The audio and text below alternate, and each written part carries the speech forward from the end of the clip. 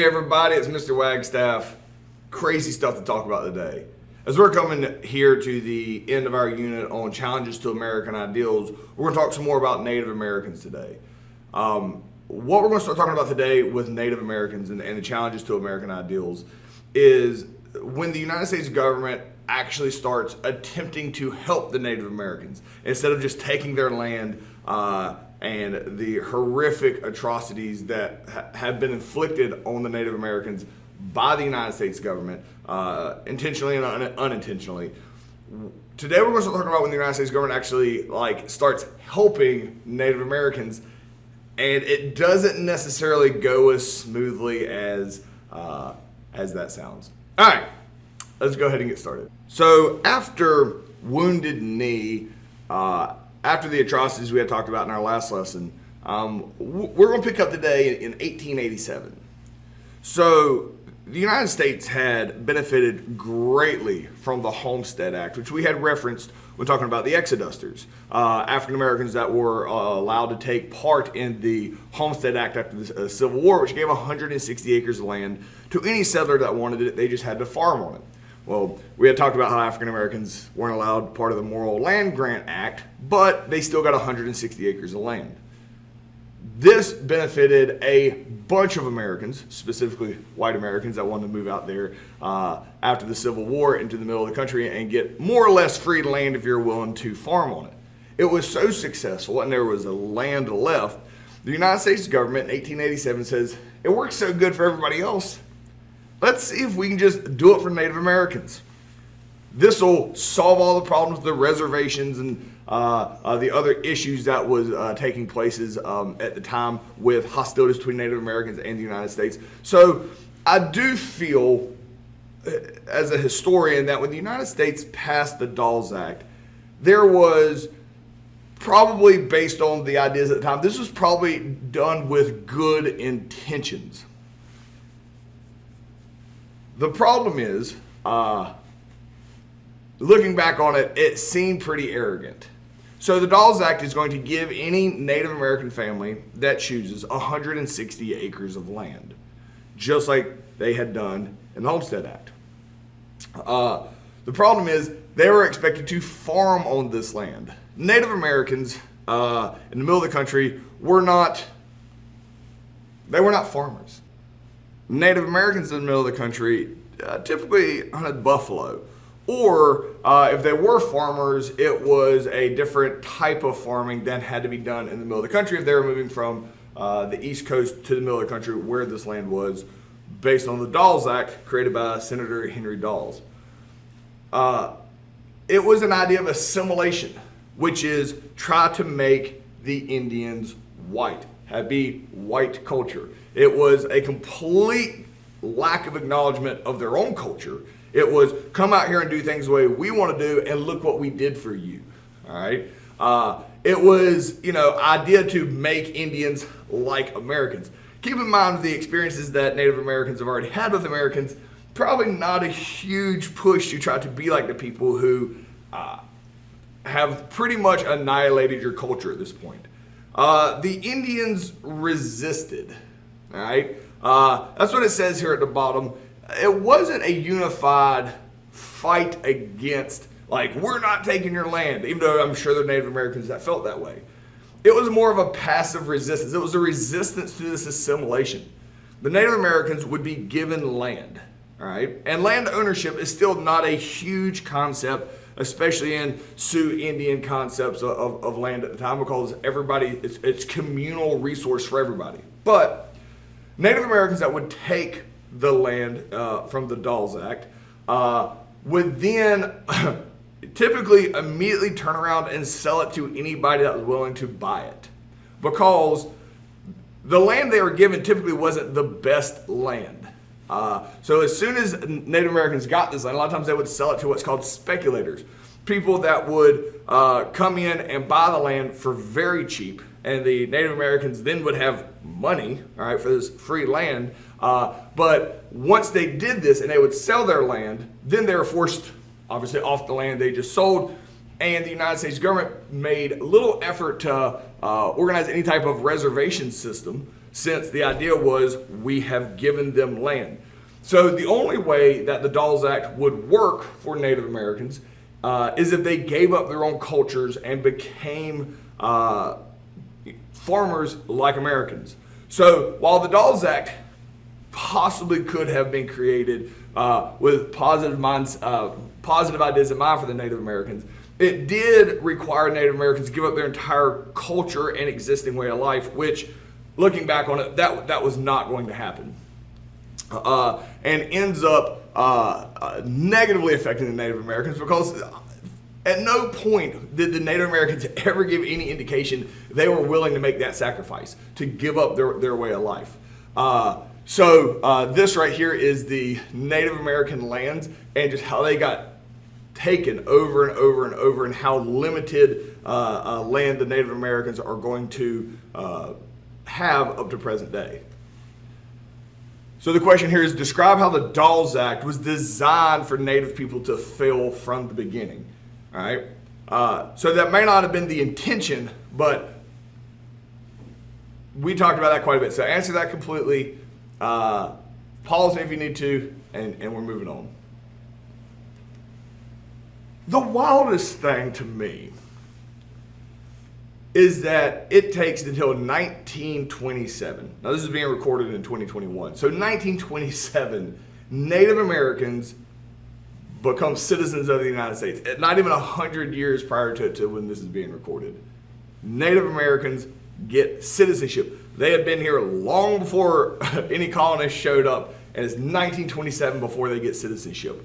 The reason that is important is, just as we have seen with any other group in the United States, the moment they get the right to be citizens and the right to vote, all of a sudden the government cares about them, because they can influence the government. For the first time ever, Native Americans have a voice in the American government. So, not really surprisingly, as we have discussed this multiple times how this works out, 1934, a guy named John Collier is put in charge of this new department created by FDR. The Bureau of Indian Affairs, as we'll talk about here, has been there for a while. But now, it's, instead of controlling Indians, it's going to try to help them. In theory, and it created the Indian Reorganization Act of 1934, which was actually designed to help Native Americans, because now the United States government cares what Native Americans think, because they need to vote. So the Indian Reorganization Act of 1934 did attempt to right a lot of the wrongs that had happened to Native Americans over the last 400 years, but it falls way short of expectations, and we're going to talk about why it falls short of the expectations here. So this is a picture of John Collier here in the middle, and these two Native American gentlemen who do not seem happy at all that they're having their picture taken. So hooray, look, the United States is going to fix all of these mistakes, that they have made with Native Americans. Again, if you've been paying attention long enough, it's usually not that straightforward in history. So the question here is, why did the United States government start caring about Native Americans after 1927? Why do they actually, for the first time ever, truly want to do positive things for Native Americans in 1927? What had changed? And why is it important that had changed? What does that show you about what gives the citizens in the United States power? All right. So, in the 1960s, there's a group that comes out called the American Indian Movement, AIM.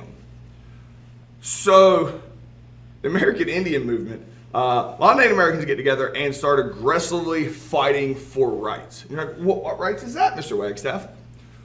Well, when the United States government acknowledged that the Native Americans should be citizens and they become citizens, they're like, okay, we're going to be nice to you. And they're like, oh, good, I'm glad we talked about that, because there's some laws the United States government needs to follow. They're like, what are you talking about? All right.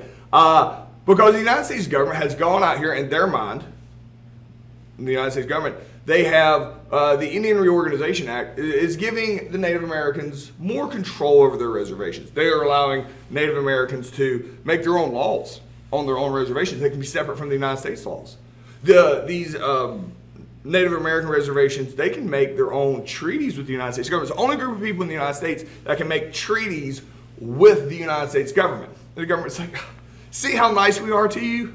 And they're like, and the American Indian movement in the 1960s is like, but here's the problem. And the United States government's like, what problem? And they're like, you remember the Treaty of Greenville?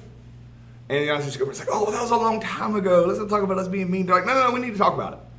The Treaty of Greenville, which here in this class we had talked about in the last lesson, you forced Native Americans off their land. The United States government's like, yeah, we're sorry about that. Oh, that was wrong. And they're like, well, hold on now. You made us sign a contract forcing us to move west. The United States government's like, yes, we remember. Like, oh, I'm glad you remember. Because you said all that land to the west is our land permanently. And we're like, yeah, we lied about that. And the Native Americans are like, oh, you can lie about it all you want, but we still have that contract. This is where it starts getting tense. Because the Native Americans kept all them contracts that they were forced to sign at gunpoint, saying all this land is theirs if they move west. But then the United States government went in and would just take that land they were promised away from them. Native Americans show up in court with these documents. The United States government signed this, and we want them to honor that all this land, like west of the Mississippi, is our land and everybody has to move. All right? I mean, obviously, the United States government isn't going to go for that, but at the same time, legally, this is a pretty tense situation. So, the United States government's obviously going to say no, but they realize that that makes them look really bad here because it should. So the fact that Native Americans with the Indian Reorganization Act is allowed to have more control over their own lands, and the United States government thinks that's a gift, is really infuriating to the Native Americans because they're like, who are you, the United States government, to give us control of land that should be ours to begin with? So tensions grow here in the 1960s and 70s, led by the American Indian movement between Native Americans and the way they are being treated by the United States government. So the question here is that the Indian Reorganization Act of 1934 gave Indians more independence on their own land. Explain why such a gift could be infuriating to Native Americans. Why would something that the United States government feels like they're doing that is nice be infuriating to the Native Americans? So answer that completely, and we're moving on. All right, so to kind of show, because not a lot has changed up to present day. A lot of these same complaints by Native Americans still exist present day, but I want to point out some of the most, some of these protests that Native Americans had to basically bring awareness to the way they are treated and how they feel about things present day. All right. Now these are protests. These usually don't make widespread changes, mainly because there's not a lot of Native Americans left for the atrocities of the previous hundreds of years. But these particular protests really do bring awareness to the experiences that Native American has. So in 1969, in San Francisco, in California, there was an Indian center, a building. I assume it was built with United States government money. It catches on fire and it burns down and becomes condemned. It was an accident. Well, the Native Americans want it to be rebuilt. And either the city of San Francisco or the federal government, they're like, sorry, we just don't have the money for it. Sorry, you have to go without. Well, Native Americans are pretty irritated by this. Because Native Americans obviously were all here before anybody else had showed up in California. So there is an island in the harbor of San Francisco called Alcatraz, which still has a maximum security prison on it. Now, this is in 1969. In 1963, they stopped using Alcatraz as a prison, so it is empty. So in 1969, when this building burns down, Native Americans go across the Sound to Alcatraz, which is federal property because it's a federal prison, and they take it over as a protest. And they claim, the Native Americans in 1969, that they are now claiming this land. This is now Native American territory, and they're doing it symbolically to show how the United States had taken their land. They're like, all right, fine. Well, if we can't have what we want, we're just going to take this over here. And so Native Americans just go over to Alcatraz and for months set up shop here on Alcatraz. This protest makes a huge news, and it really brings awareness to the fact that you're like, oh, they can't just go take this federal land. That seems unfair. And as soon as people think that, they're like, oh, that's pretty much what America has done to Native Americans since the beginning of just taking their lands and claiming it's theirs. So this protest goes on for months. The United States government doesn't really know how to intervene. Nobody's being injured here, but it's a touchy situation because obviously tensions are high. Not real surprisingly, the bigger issue here for the protesters of why it ends is going to be a lack of food and water here on Alcatraz. But Native Americans do this and argue that this is right because when they originally had their land, it was the entire country. By this point, 1969, the blue areas here are the land they're allowed to have. And they're like, this is wrong. So that the Alcatraz occupation was to bring awareness to how their land has been taken over time. Another very famous occupation, and you can see the results of this protest in this course, is the occupation of Wounded Knee. So Wounded Knee, as we had talked about in the last unit, the massacre of Native Americans on the reservations for doing a ghost dance, it is a town. Native Americans, under the American Indian movement, invade, I guess you could say, they take over the town of Wounded Knee. Because guess what is, and it's not exactly the 100-year anniversary of the Wounded Knee massacre, it's a little before the 100-year anniversary, but Native Americans are furious. Guess what's completely not talked about in school? The massacre at Wounded Knee. Because who teaches school? It's the United States government. They make the government, the state government's doing all that. As a teacher, I'm a state employee. States hesitate to want to talk about the horrible things that the United States has done. And Native Americans take over Wounded Knee, and everybody's like, why are they taking over Wounded Knee? And they're like, because of what happened here. And people are like, what happened there? And Native Americans took over Wounded Knee in large part to bring awareness to this massacre that had happened to people under the care of the United States government that just wasn't being talked about. And you can actually see how that has affected modern day because of this in large part, people are like, oh my gosh, what happened? I can't believe that happened. We need to talk more about that. This is why these protests happen, because of that, it is a staple inside most social studies courses of the atrocities that happened at Wounded Knee under the United States government, and the Native Americans and this protest basically prevented the United States government from just ignoring it. So the question here is, what was the motivation for occupying Alcatraz and Wounded Knee? And what do you think the Indians were trying to do? So we talked about those in depth. Pause me, answer those completely, and we'll move on.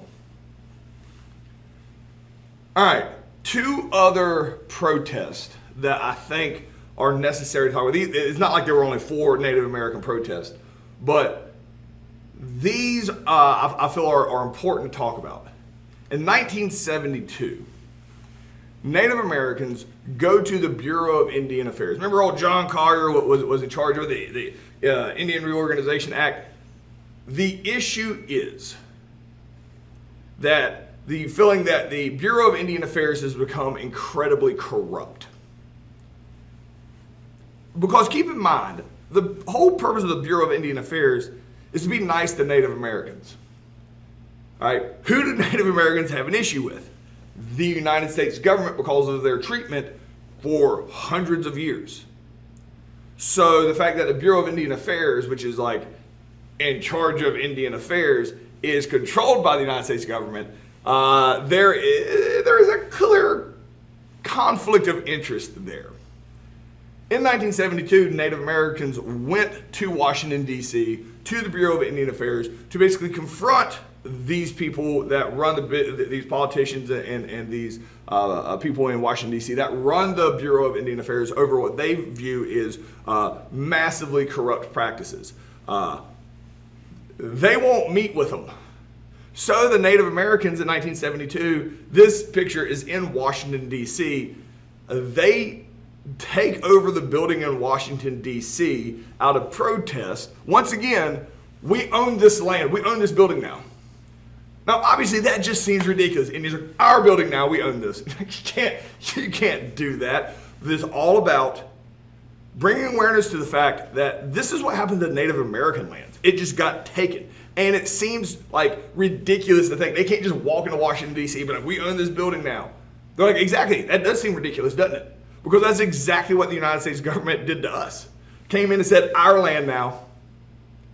And these protests bring awareness not only to specifically the corruption that has been taking place in the Bureau of Indian Affairs, but also the fact that their land was just taken from them. So after 1972, after these protests, there becomes more of a, like, you know what? You're right, Native Americans. We've been pretty wrong on this as a country. We are going to really respect your land. And now we still have the reservations. We understand it's not perfect, but your land, you can do what you want to on it, and America is going to leave you alone because you're right. All right. Oh, well, good. We'll move on from there. Well, obviously, the Native Americans would still like to have all of their land back, but the United States government won't allow that. But they promise, all right, you have full control over your own land. So here's the most current one. This is recorded in 2021 of the current protest that happens because the United States government is really cool with letting Native Americans have their own land and run it the way they want to until there's something there that benefits the Native Americans. Almost like finding gold in the Black Hills that we had talked about in the previous lesson. So on this map in South Dakota, goes in north and South Dakota, there's a very large Indian reservation with a large population of Native Americans that still live on today. Just to clarify, Native Americans that live on a reservation don't like live in teepees. It's modern. It's just their land. They can make their rules, and the United States government basically has to ask permission to come in. It is Standing Rock Indian Reservation. Well, there is oil that the United States government would like to transport from north of the reservation down states way to Illinois, as you see under the red line. This is going to be a pipeline, literally a pipe that is going to have oil flow through it for transportation purposes of oil to keep transfer trucks. However, if you notice here, that pipeline goes directly down the border of the Standing Rock Indian Reservation.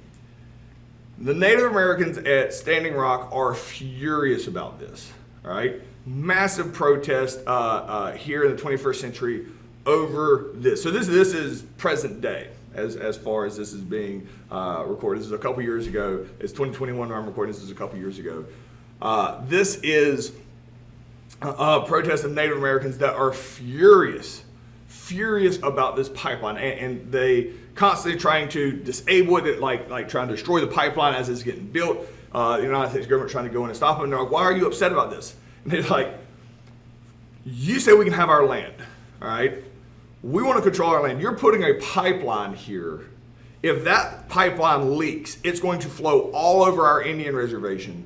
And either A, we have to clean it up ourselves and it's going to cause catastrophic ecological damage in general. Either we have to clean it up ourselves, or we have to allow the United States government to come onto our land and clean it up. And we don't want anything to do with the United States government. We don't want this pipeline going next to our land. You got to move it. It's got to go somewhere else. And the United States government's like, no, we're not going to do it. And they're like, we want the oil. We're going to do it. So there's a bunch of tensions. They end up building the Keystone Pipeline, and they're like, it's not going to leak. It's not going to leak. And then shortly after,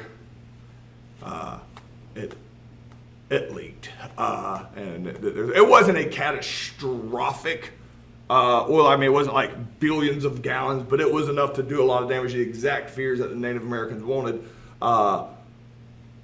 So it expands this concept that the Native Americans don't trust the United States government. The United States government wants to do nice things when it benefits the United States. When, hey, they have the right to vote, we want their vote, we'll do nice things for them. But then as soon as it becomes, but there's oil we want to pass through their land,